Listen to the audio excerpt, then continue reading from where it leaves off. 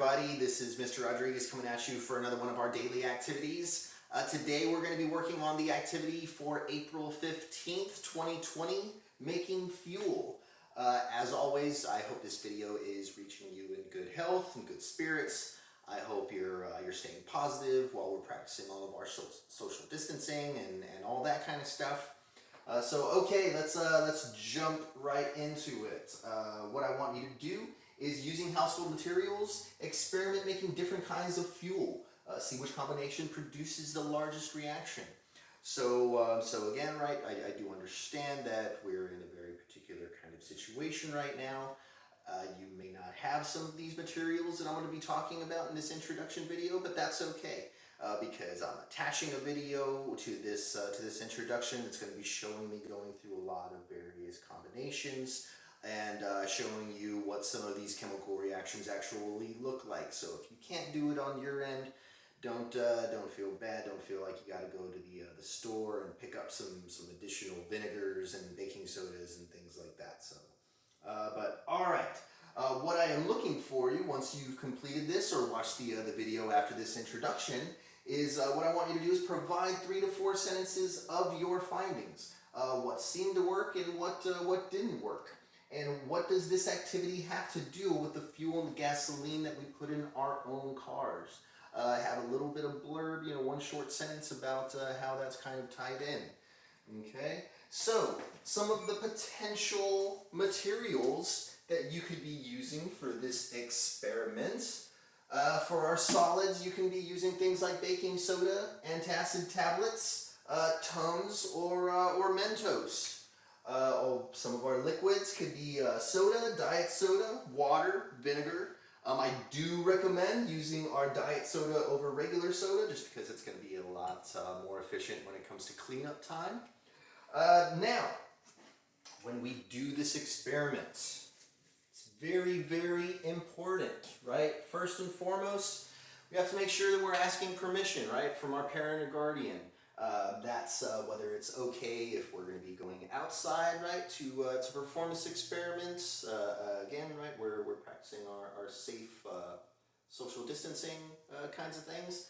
And also, ask permission whether it's okay to actually use the materials. You don't want to just go and start raiding your cupboards and cabinets and experimenting away if some of these kinds of things are materials that your parent or guardian wants to conserve and keep themselves.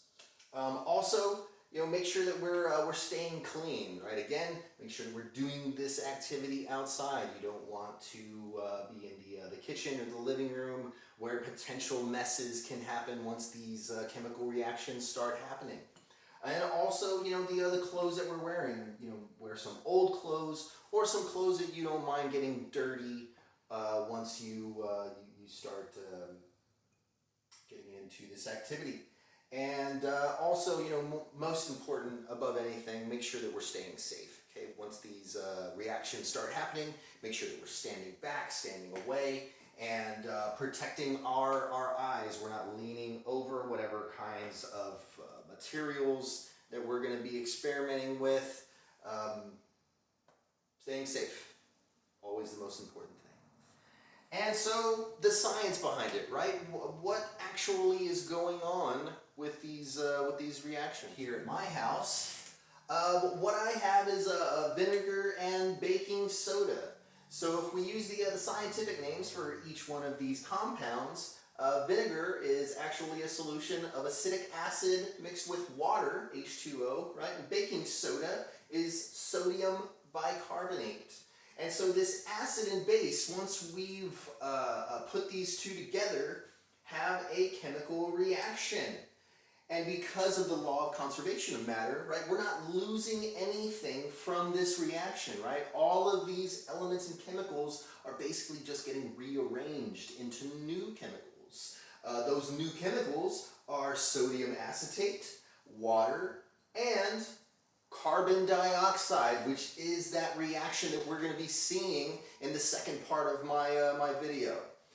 So, as always, anyways, right, if you do have questions, if you're confused about anything, please make sure that you're reaching out to me, whether it's on Edmodo, sending me an email, giving me a phone call. You know, I definitely want to help you if you need that help. So, again, right, broken record. I hope you're doing well. I hope you stay well, and I will be talking to you later. All right, everybody, let's go ahead and get these experiments underway.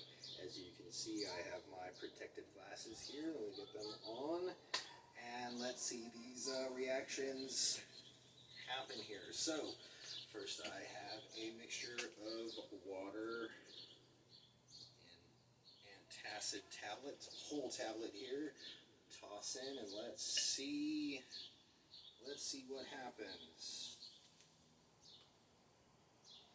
So let's see, we have this chemical reaction starting to bubble up from where it was. Now I'm going to kind of leave that going on here, but I want you to see the distinction between the chemical reaction when you place the whole tablet in there, the same reaction when you've crushed the same tablet down into a powder. Well, let's take a look.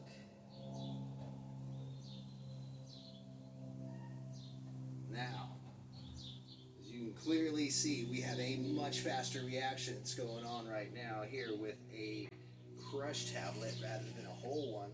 Looks like our first tablet finally fizzled out there.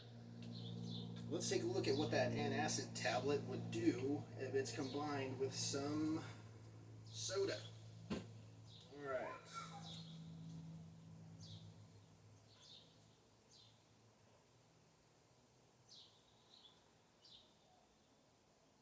Alright, got a pretty similar chemical reaction going on there. Bubbled up pretty quickly. Let's move this over. Let's see what happens whenever we mix our soda, a little bit of baking soda.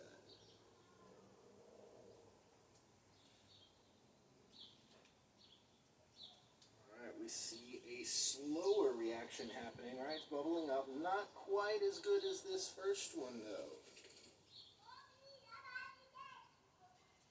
And now we have our vinegar and baking soda mixture. Let's see what happens with that. So, as you can clearly see, I think this is going to be our winner for our various experiments. And because for the sake of entertainment and just to see it, what I've actually done is quadrupled our volumes just to see what happens. Let's take a look here.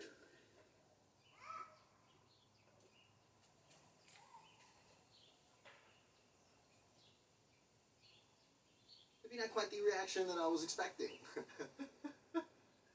But still, nonetheless, a pretty good reaction. Actually, it looks like I still got the majority of my mixture in here, so let's see it now. Okay, a little bit better, but hey, that's all part of the experimentation process. I hope you got a little something out of this, whether it was educational or entertaining, but just like I said in my introduction, if you have any questions, please make sure to reach out to me. I hope your day goes well. I'll see you tomorrow.